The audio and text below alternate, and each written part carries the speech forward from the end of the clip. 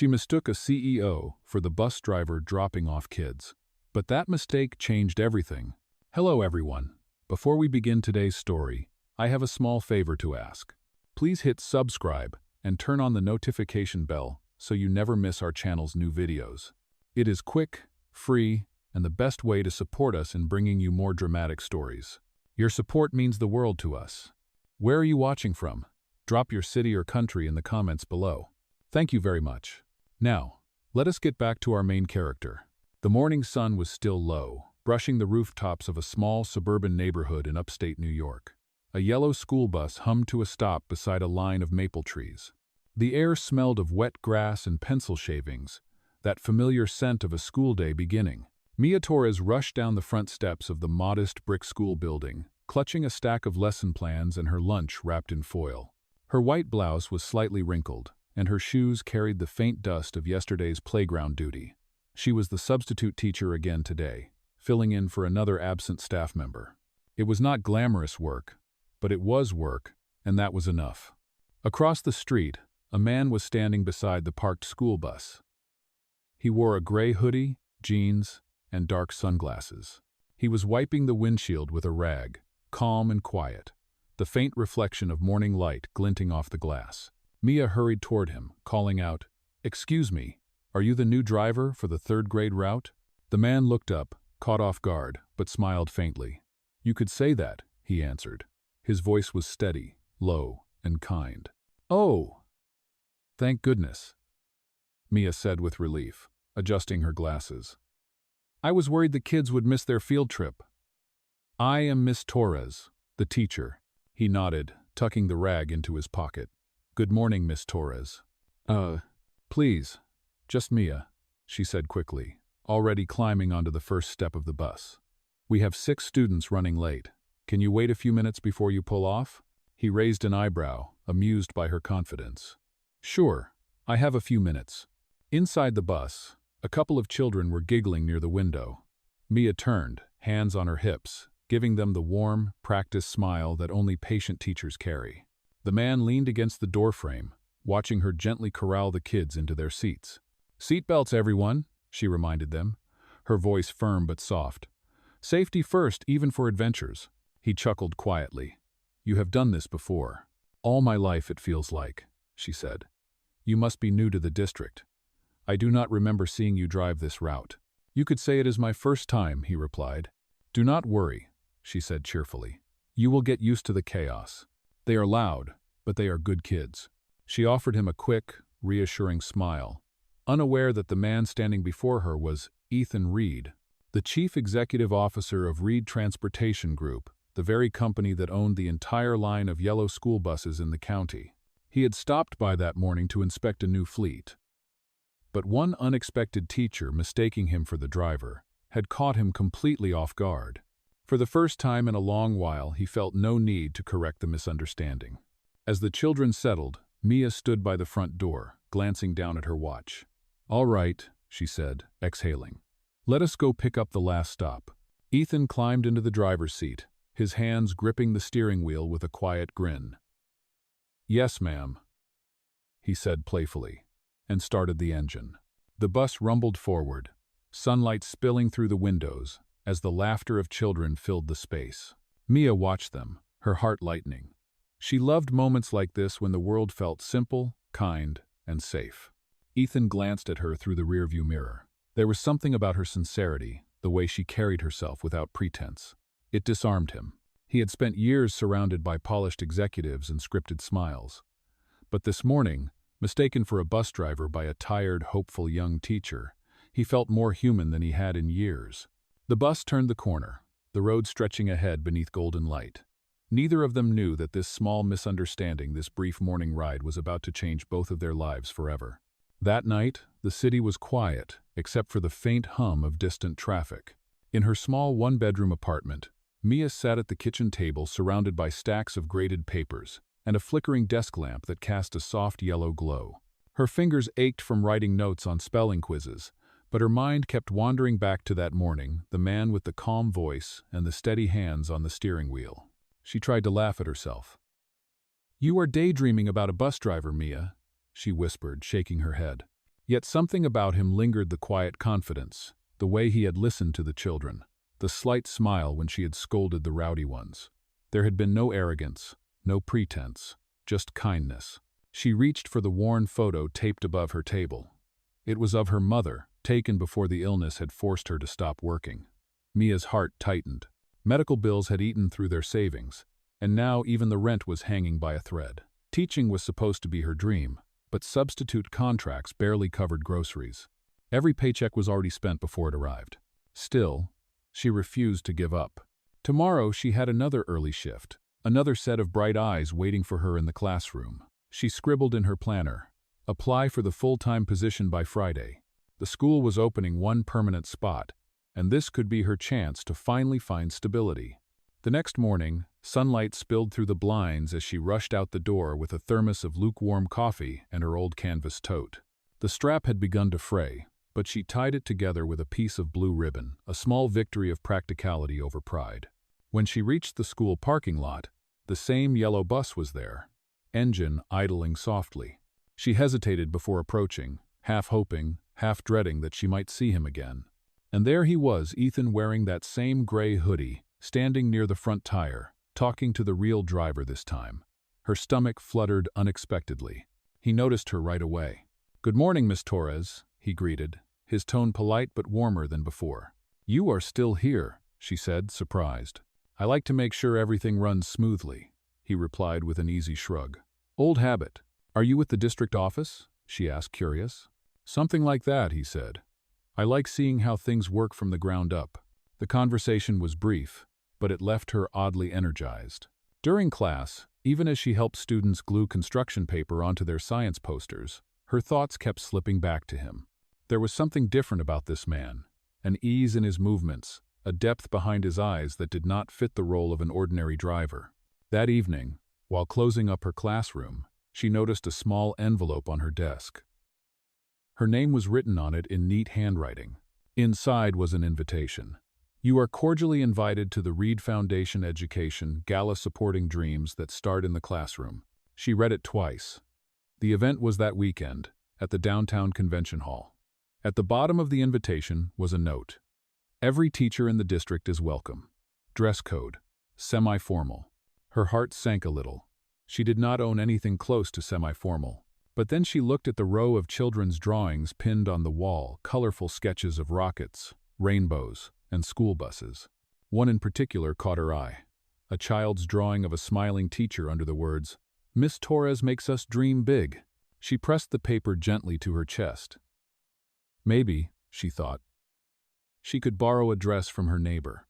Maybe she could go, just to see what it was like to be surrounded by people who believed education mattered. Outside, the sky had turned the soft purple of early evening. She gathered her things, locked the classroom door, and stepped into the cooling air. Across the street, a sleek black sedan pulled up to the curb. For a second, the window lowered, and she caught a glimpse of the same familiar profile, Ethan Reed, his eyes meeting hers before he drove away into the twilight. Mia stood frozen, her breath caught. A quiet question formed in her mind, unspoken but certain. Who exactly was this man she had mistaken for a bus driver? She turned toward the school building, the invitation still warm in her hand. She did not know it yet, but this small piece of paper would soon pull her into a world far beyond lesson plans and spelling tests, a world where kindness and courage would be tested against pride and power. And somewhere deep down, beneath the exhaustion and uncertainty, a spark of hope flickered to life. Saturday evening arrived with the nervous energy of a first day all over again. The downtown convention hall glimmered beneath strings of golden lights, the kind used for charity events where people dressed in grace and donated in silence. Mia stood at the entrance, adjusting the borrowed navy dress that was a size too big, her hands fidgeting with the strap of her second-hand purse. She had spent the entire afternoon convincing herself to come. "You belong here," she whispered under her breath, though her reflection in the glass doors seemed to disagree. The other guests floated by in polished confidence, businessmen in tailored suits, women in shimmering gowns, the soft murmur of polite laughter filling the air. Inside, a banner stretched across the main stage, Reed Foundation, Education Gala supporting dreams that start in the classroom. Her eyes widened. Reed, she whispered, realizing it was the same name on the sleek black sedan from earlier. The connection tugged at her memory. Could it be? A server passed with a tray of sparkling drinks.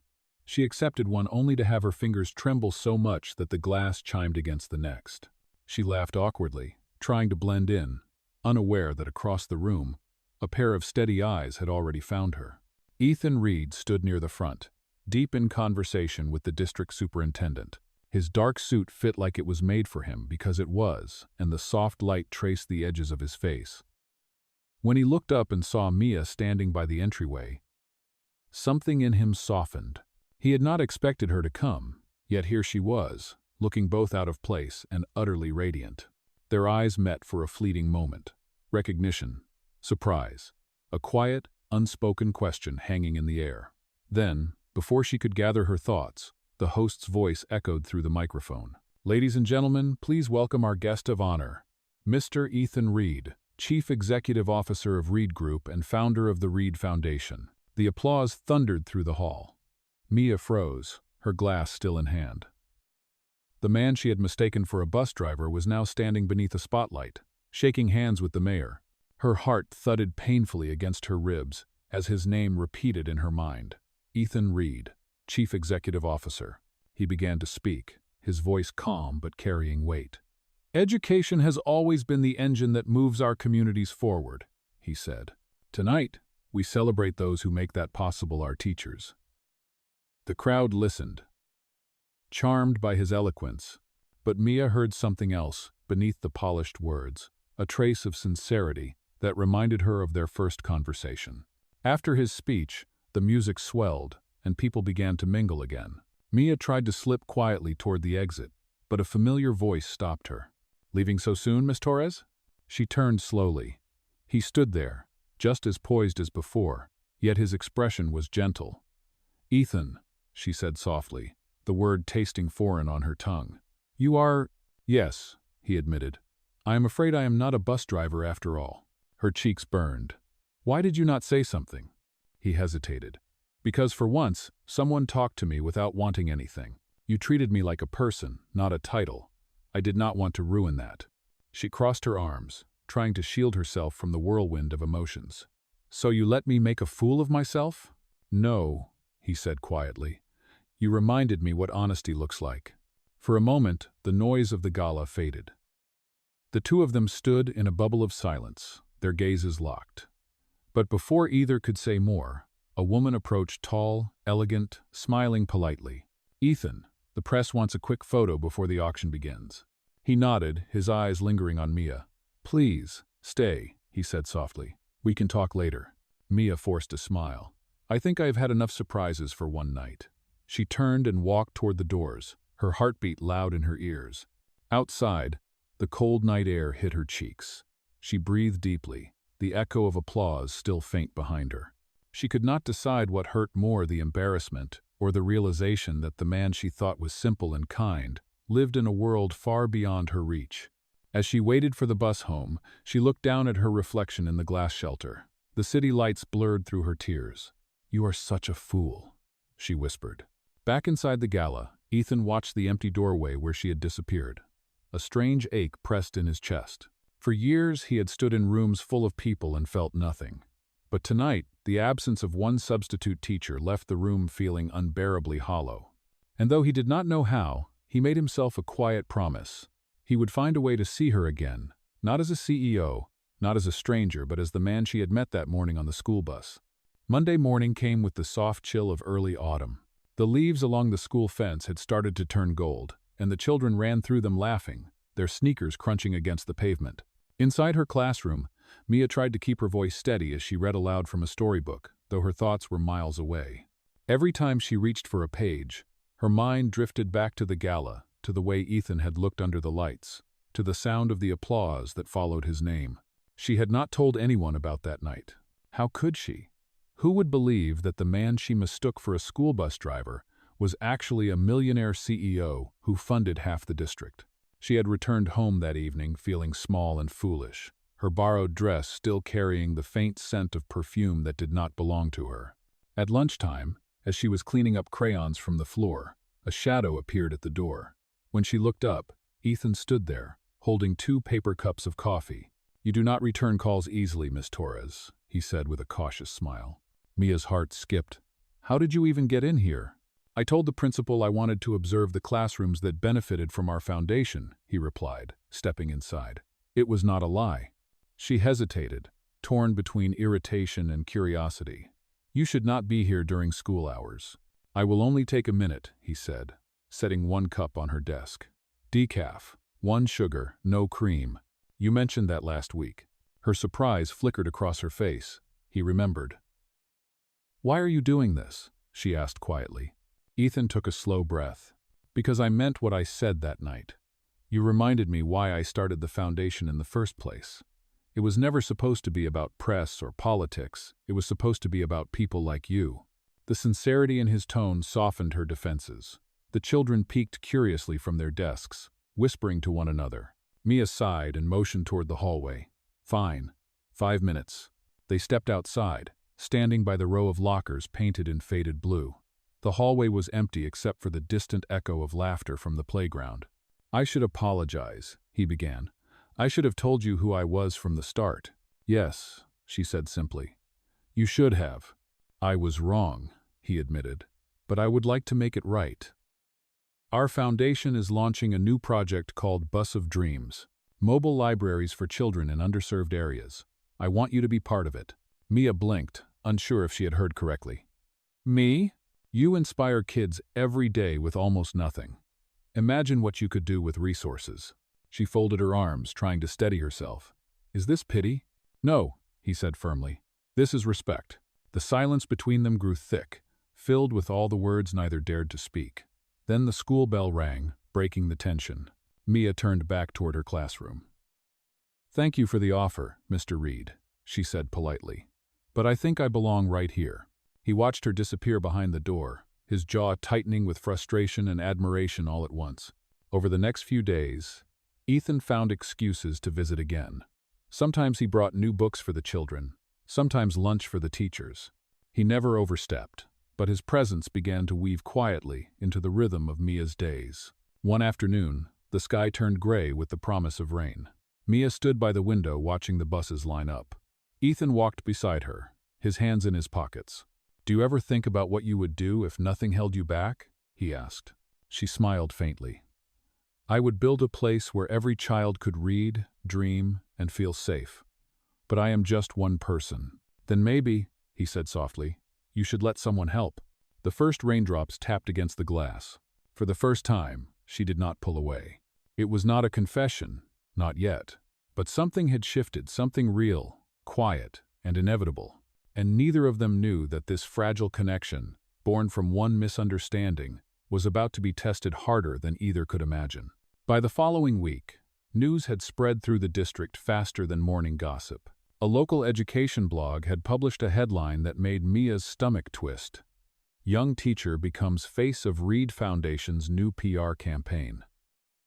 The article featured a picture from the gala Ethan on stage, and her in the background, looking stunned. At first, she thought it was harmless. But soon the whispers began in the teacher's lounge. "Must be nice to have a millionaire boyfriend," someone muttered. Another voice followed. "Some people get ahead in interesting ways." Mia pretended not to hear, but each word stung like a paper cut that kept reopening. Ethan tried to call, but she avoided him. She needed space to think, to breathe. It was not until Friday that he showed up again. This time outside the school gate as the children boarded the buses. "Mia," he said, his voice low. "We need to talk." She shook her head. "Not here. People are already talking." He looked at her earnestly. "Then let them. You have done nothing wrong." That is easy for you to say," she replied, her tone sharper than she meant. "You will go back to your office, and I will still have to walk into that staff room tomorrow." He exhaled, guilt flickering across his face. "I never meant for this to happen." "Someone must have leaked the photo." She stepped back, folding her arms. "Then find out who did, Ethan. Because right now it feels like I am just part of your foundation's story, not my own." That night, her phone buzzed again, this time not a call but a text from an unknown number. "Careful who you trust. People at Reed are not as clean as they look." She frowned, uneasy. When she clicked the link attached, a news post appeared. It hinted that the Foundation's Bus of Dreams project was under investigation for misused funds. Ethan's name was in bold print. The next morning, cameras were parked outside the school. Reporters called her name as she walked in. "Miss Torres, did Mr. Reed offer you a job in exchange for personal favors? Are you aware of the investigation?" Her heart pounded. She said nothing, just pushed through the crowd, her hands trembling. Inside her classroom, she locked the door and sank into her chair. The children's laughter from the hallway felt distant, almost unreal. Her phone buzzed again, this time Ethan. "Mia, please, do not believe what they are saying," he said as soon as she answered. "The board is panicking, but I will fix this." Her voice broke. "You promised this was about respect, not power. But now it feels like I have lost everything I worked for." He paused on the line, the weight of her words hanging heavy. "Then let me prove it. I will make it right, no matter what it costs." She wanted to believe him, but her faith was shaken. After the call, she glanced at the drawing still pinned to her wall, the one that said, "Miss Torres makes us dream big." For the first time, the words hurt. That evening, as rain fell outside her apartment window, she sat alone at her table, the headlines glowing from her phone screen. "Scandal at Reed Foundation. CEO silent amid allegations." Mia closed her eyes. The man she once saw as genuine now stood at the center of something dark and messy. And whether she liked it or not, she was caught in the middle. She whispered to herself, "Maybe every dream comes with a price." "Oh, we won." But deep down, even through the storm of humiliation and doubt, a small voice still whispered maybe he really meant it when he said he would fix this. Outside, thunder rolled. The story of the bus driver and the teacher was no longer a quiet mistake. It had become a headline, and the truth, whatever it was, had yet to be revealed. The following morning, sunlight tried to push through a gray curtain of clouds, but the city felt heavy, restless.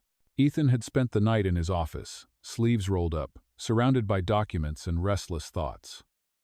The boardroom table was littered with open folders and news clippings.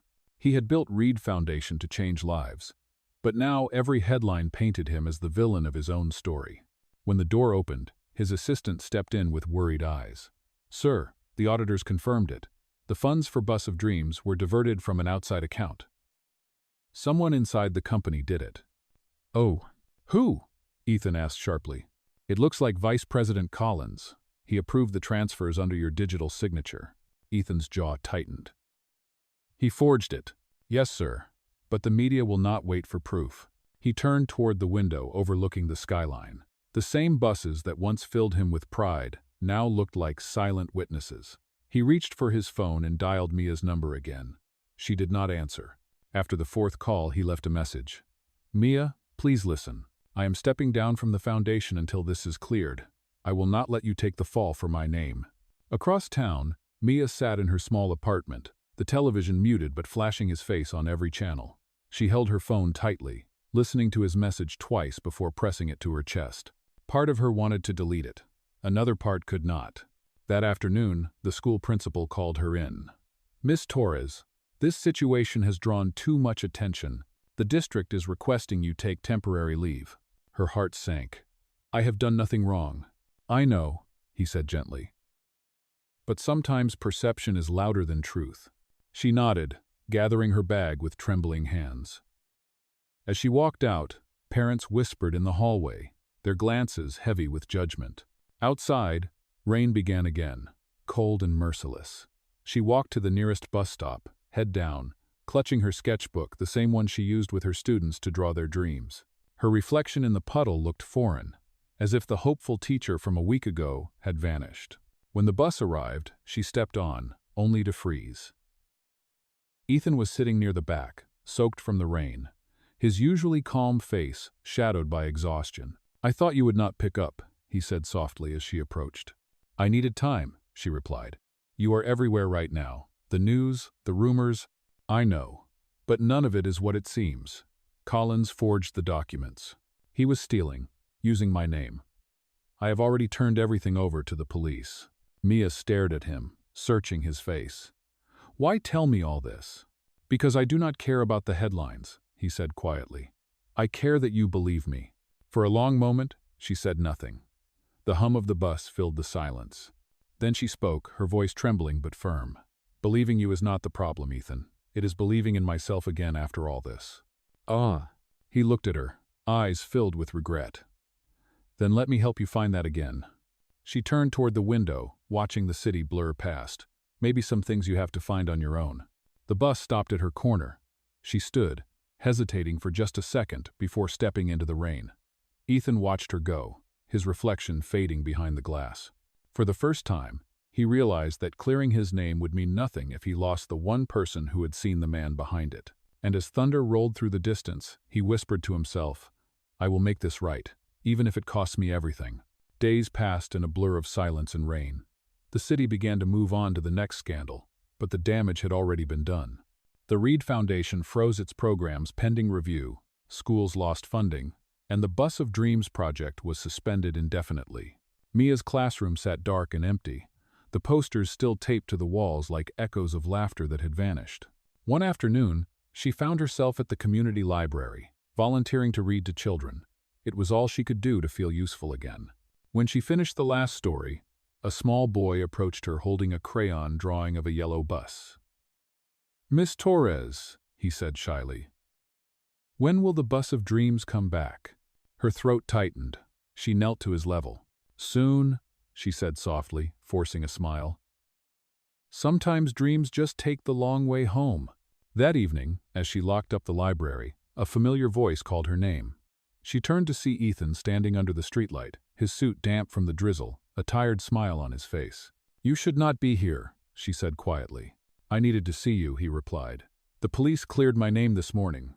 Collins confessed. He will face charges for fraud and falsifying records. Mia's breath caught. It is over? Almost, he said. But I also resigned. The foundation will keep running without me. It is time for new leadership, someone who still believes in what we started. She studied him, seeing both relief and loss in his eyes. So what happens now? Ethan stepped closer. Now I fix what matters most. I bought back the Bus of Dreams fleet from the holding company. They were going to auction them off, but I could not let that happen. I want to relaunch it, but only if you will lead it. Mia shook her head, overwhelmed. Ethan, I cannot. After everything that happened, people will never take me seriously. They will, he said softly, because you never stopped showing up for those kids, even when no one was watching. That is what real leadership looks like. She hesitated, looking down at her hands. You do not owe me this. He smiled faintly. It is not about owing. It is about believing again. Oh. The street light flickered above them, the drizzle turning into steady rain. For a moment, the world around them disappeared. The noise, the rumors, the pain all washed away in the quiet rhythm of falling water. Mia met his eyes. If I say yes, it has to be on my terms. Full transparency, full control, and no fancy speeches. Ethan laughed softly. Deal. He extended his hand, and she took it. The warmth between them was cautious but real, like the first light after a storm. As they walked together down the empty street, a bus rolled past, its headlights glowing through the mist. On its side, the faded paint still read Reed Transportation. Mia smiled faintly. You know, she said, I never did thank you for giving me that first ride. Ethan looked at her, his expression tender. Then let me earn it properly this time. The rain eased, leaving the street shining under the city lights. For the first time in weeks, Mia felt something she thought she had lost peace. Neither of them said the word love, but both of them knew it was quietly waiting, just a little further down the road. Spring arrived quietly, bringing sunlight that softened even the tired corners of the city. The relaunch of the Bus of Dreams project had turned the once controversial story into something hopeful again. New buses painted bright yellow and blue rolled through neighborhoods where children waited with open arms and wide smiles. Mia stood beside one of them in a simple white blouse, her hair tied back with a ribbon. She was now the program director, guiding teachers and volunteers across districts.